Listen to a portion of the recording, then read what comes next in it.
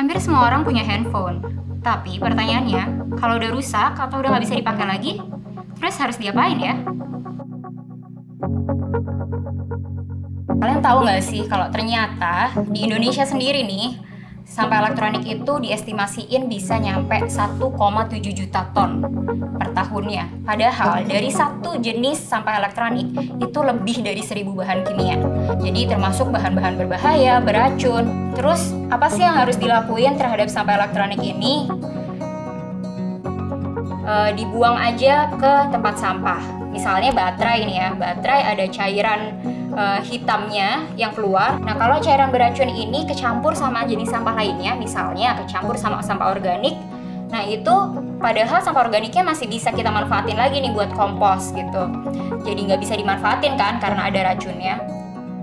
Disimpan aja nih di rumah. Di dalam sampah elektronik itu sebetulnya logam beratnya itu sifatnya bioakumulatif. Jadi baru berasanya mungkin 15 atau 20 tahun mendatang. Ketika ada pemicunya, misalnya panas, itu bahkan bisa sampai meledak gitu. Biasanya tukang loak itu cuma ngambil sebagian aja yang punya nilai ekonomis. Sisanya pada akhirnya campur lagi sama sampah lainnya, atau mungkin biar cepat dibakar. Itu kan pastinya lebih bahaya lagi, bisa mencemari lingkungan dan juga bisa membahayakan pernafasan kita gitu. Nah, perlu teman-teman ketahuin, nggak boleh sembarang orang mengolah si sampah elektronik ini. Jadi harus yang benar-benar capable, yang harus yang benar-benar tersertifikasi oleh kementerian. Nah, di sini nih USRJ mencoba menjawab permasalahan yang ada. Rafa Jafar mendirikan komunitas USRJ. Dia mendirikan ini sejak dia masih duduk di kelas 1 SMP. Nah, masih muda sih, tapi udah kebayang gitu. Gimana sih take action untuk menangani permasalahan sampah elektronik. Kegiatan USRJ itu yang pertama ada mengedukasi atau mensosialisasi kepada masyarakat tentang apa sih sampah elektronik itu, kemudian bahayanya seperti apa, dan penanganan yang benar itu yang seperti apa. Kemudian yang kedua, kita menyediakan wadah-wadah khusus yang kita letakkan di beberapa titik yang ada di beberapa kota untuk mengumpulkan sampah-sampah elektronik dari masyarakat. Setelah udah terkumpul, nah biasanya kita akan melakukan pemilahan.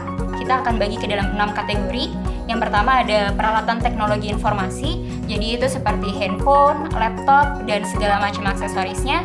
Yang kedua ada peralatan elektrik, itu seperti kabel, colokan, baterai, itu juga masuk ke sini. Yang ketiga ada peralatan pencahayaan, segala jenis lampu, senter masuk ke sini. Nah, yang keempat itu ada peralatan rumah tangga, jadi contohnya rice cooker, setrikaan. Terus yang kelima ada peralatan hiburan, itu kayak DVD player, radio, hair dryer. Nah, yang terakhir adalah mainan atau peralatan-peralatan olahraga, contohnya kayak PlayStation. Setelah kita pilah, secara periodik itu akan diangkut oleh perusahaan pengolah khusus sampah elektronik yang rekanan dengan USRJ. Sebelum jadi sampah elektronik, pastinya kita harus kurangin dulu nih sampah elektroniknya. Nah, caranya kita harus jadi konsumen yang bijak. Jadi, sebelum membeli barang elektronik, kita harus pastiin nih, barang elektronik ini tahan lama. Jadi, nggak cuma gara-gara murah terus langsung kita beli. Terus, pastiin juga ketika membeli itu benar-benar butuh gitu. Jadi, kalau ternyata nggak butuh-butuh banget, ujung-ujungnya nganggur kan di rumah. Nah, yang kedua, kita harus rawat nih barang elektroniknya. Nah, terus kalau misalnya nih nggak sengaja jatuh, terus layarnya pecah atau retak, nah itu pastikan kita bawa dulu ke tukang servis. Intinya adalah kita memperpanjang masa pakainya. Kalau masih bisa diperbaiki, kita perbaiki dulu. Nah, kalau memang benar-benar udah nggak bisa banget diperbaiki, barulah bisa di-drop atau dikirimkan ke titik-titik USRJ.